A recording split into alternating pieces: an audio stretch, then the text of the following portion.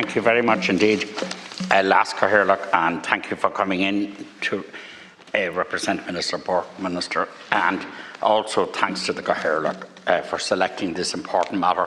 Minister Healy-Rae said that the last matter was timely, and indeed he's correct, and I hope this is similarly timely and appropriate to the current discussions.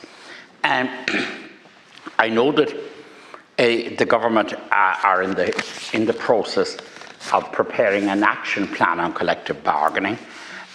This arises from the European directive on the adequate minimum wage, and it's mandated under that, but the Minister's been very forthcoming and has said he'll publish it at the end of October, and that's to be welcomed. And I believe that this action plan provides a pivotal opportunity to bring Ireland closer to European norms, I should say, and you'll be aware, Minister, but it's important to put it on the record of the House, that we're way an outlier in this area, that the rest of Europe have collective bargaining as a legal right. And we need that too, and to do so in a balanced and constructive way. And it's about that. It's not something threatening. Right now, fewer than 1 in 3 Irish workers are covered by a collective agreement, and that's one of the lowest in Europe. Under the EU directive, as I said, Ireland is obliged to take active steps to expand collective bargaining, but this is not just about compliance. It is about fairness in the workplace, stability in industrial relations. That's important to employers too. It's important to us all. And building a more resilient economy. So it's good for everyone. This is not something threatening or specific. We know from international evidence that collective bargaining helps deliver better pay quality, stronger productivity, and more stable workplaces. It also gives workers a voice in the major changes ahead, from digitalisation to the transition to a low carbon economy. And it's very good for compliant employers, for good employers, so that other employers can't engage in practices outside the law and outside proper practice that puts them in an unduly puts the good employer in an adverse position in competitiveness in terms of tendering for etc. etc. So it is important for proper employers that this exists. From a moderate trade union point of view, the action plan needs to do a few things.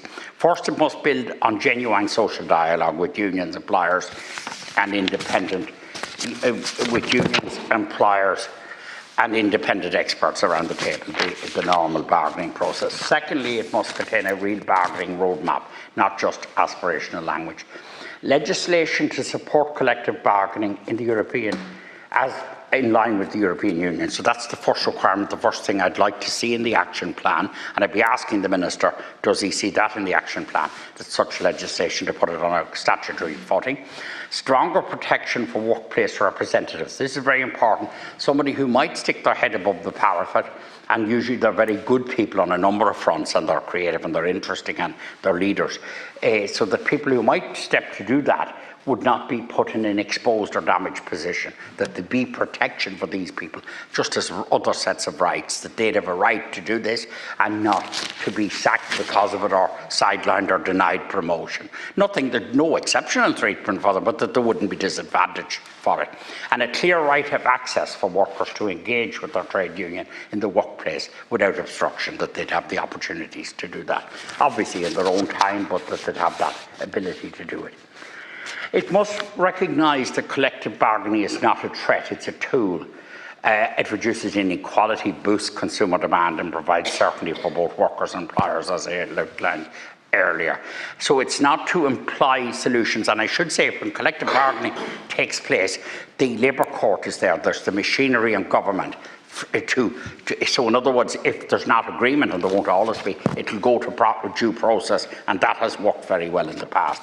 So I'm very grateful that you're here, Minister. I'd like to hear you see how you see the action plan develop, and that you see it as protecting workers who seek to have unionisation and represent their colleagues, and you see it as allowing the right of access and the right to collective bargaining in the first instance. And it'll all be done within the machinery that exists. Thank you. Thank you. Senator Minister, you have 4 minutes. Thank you. I want to thank Senator Joe O'Reilly for submitting this matter, and I'm taking on behalf of Minister Burke, as you've said.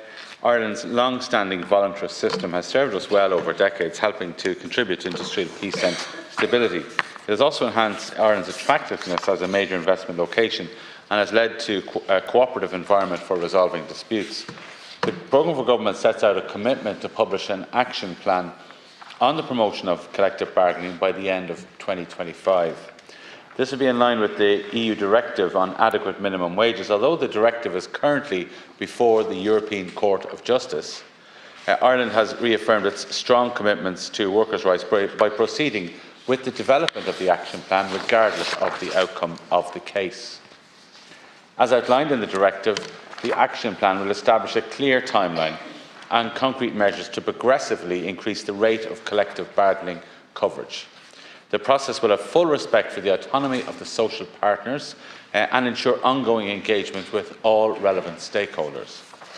As part of the government's consultative approach, a public consultation was held from April to May of this year to gather broader input on its content. A working party has been established with department officials and the social partners to examine what will be considered for inclusion in Ireland's action plan. The group has met regularly this year, and their work is essential in developing the content of the action plan.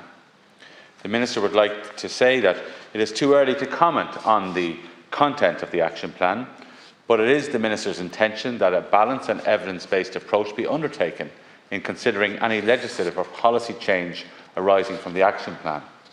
Both legislative and non-legislative options may be considered as part of the broader development of the action plan, depending on the outcomes of the consultation and ongoing policy formulation with the social partners.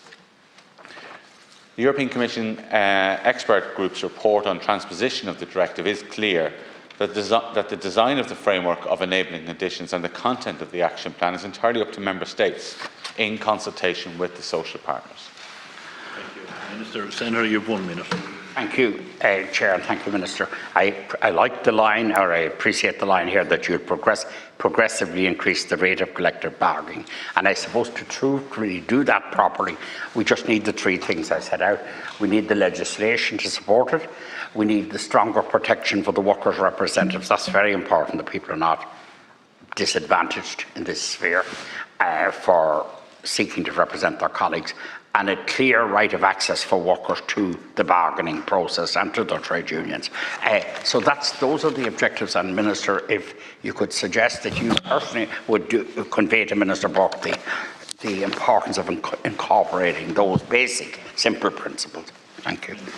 Minister, you have 1 minute. Yeah, I'll certainly say that to Minister Burke. It's been the clear, consistent policy of successive Irish governments to promote collective bargaining through both legislation and through the development of an institutional framework that supports a voluntary system of industrial relations. Therefore, it's hugely important that we continue to protect the measures which have been put in place to support collective bargaining within a voluntary industrial relations framework, and that's served our state well to date. The Minister believes that a strong and well-functioning collective bargaining system supports productivity and fair wages, especially in the low-paid sectors. Furthermore, the capacity to engage effectively in collective bargaining is a key element of the adequate minimum wage directive, and the Government hopes to further support the social partners in this area.